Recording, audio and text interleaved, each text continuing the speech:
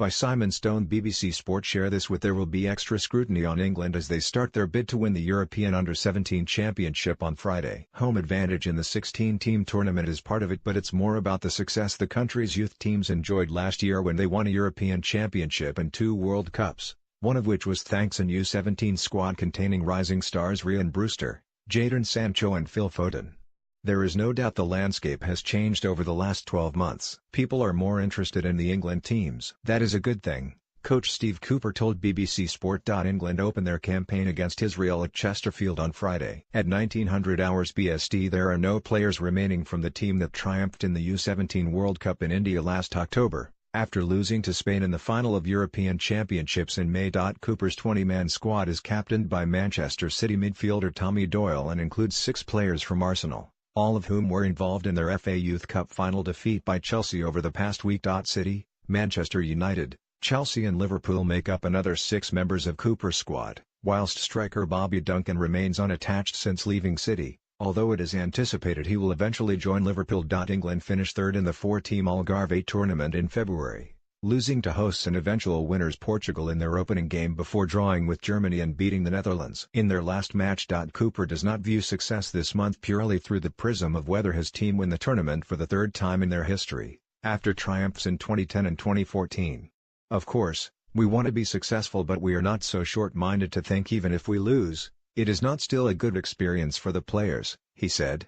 It is about the lads spending a long time away from home, feeling what knockout football is like, knowing how to manage their bodies in a hectic physical period. We are also selecting players we think can go through the development stages and really get to the point of playing with Gareth Southgate and the senior team and being successful there as well.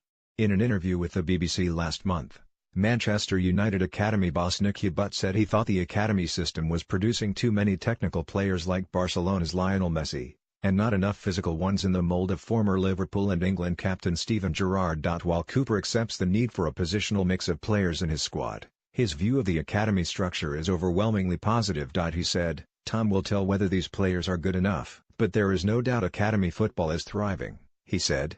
"They are doing a brilliant job in giving players an opportunity, and we really believe in them. Hopefully we can put it all together and clubs and country can benefit from it."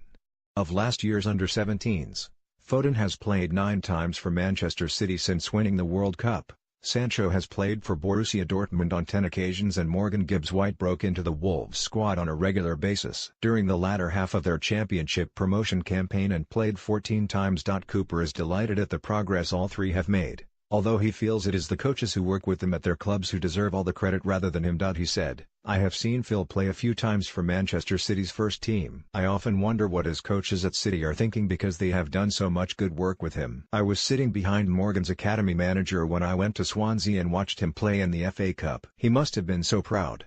All 3 players are active on Twitter, social media, offering both an opportunity to engage with fans and become a target for those who prefer to use the platform for criticism. It is just one of the off-field issues that has to be dealt with in order to ensure young players are fully prepared for what is likely to follow should they advance in their careers. He said, "It is demanding to be a young, elite sportsman. A lot of these boys are still at school. We want to give them the best support possible, either through coaching, sports science or education. We need to be aware of what is going on in their lives and try to guide them in the right way."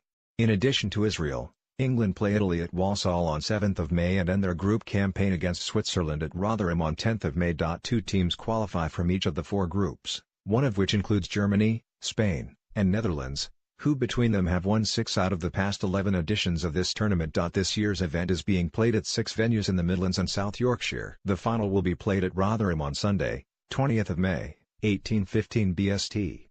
Cooper is expecting a good response from local fans. He said, "We took this team to Rotherham in November and got 9,000 when we played Germany, which was amazing. There was 5,000 when we played Portugal at Chesterfield.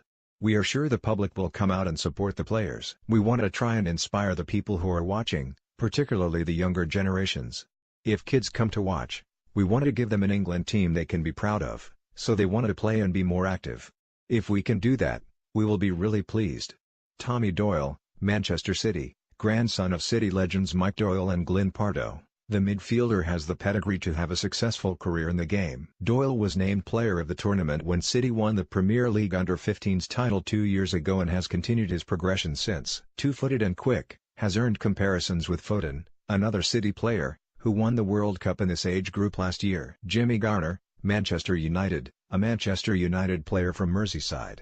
A tenacious midfielder, Garner has earned huge plaudits from United's head of academy Nicky Butt, who feels it won't be long before he is going to be pushing for recognition at under-23 level and beyond. Tino Anjorin, Chelsea, the only player selected from the hugely impressive Chelsea academy and a goal scorer in the Blues' recent FA Youth Cup win against Arsenal, has the ability to play in both central defence and midfield and the command to wear the captain's armband on occasion too. Bobby Duncan, unattached, Steven Gerrard's cousin, left Manchester City this season after spending 6 years at the club. It is widely anticipated he will join Liverpool, although it remains to be seen whether Gerrard's likely departure for Rangers will change that decision. As a 16-year-old, Duncan achieved the notable feat of becoming the first England player to score a hat-trick against Brazil at any level. Djibril Elise, West Ham, played for West Ham's under-18 team as a 16-year-old, and for their Premier League 2 side this season. Elise is a ball-playing central defender.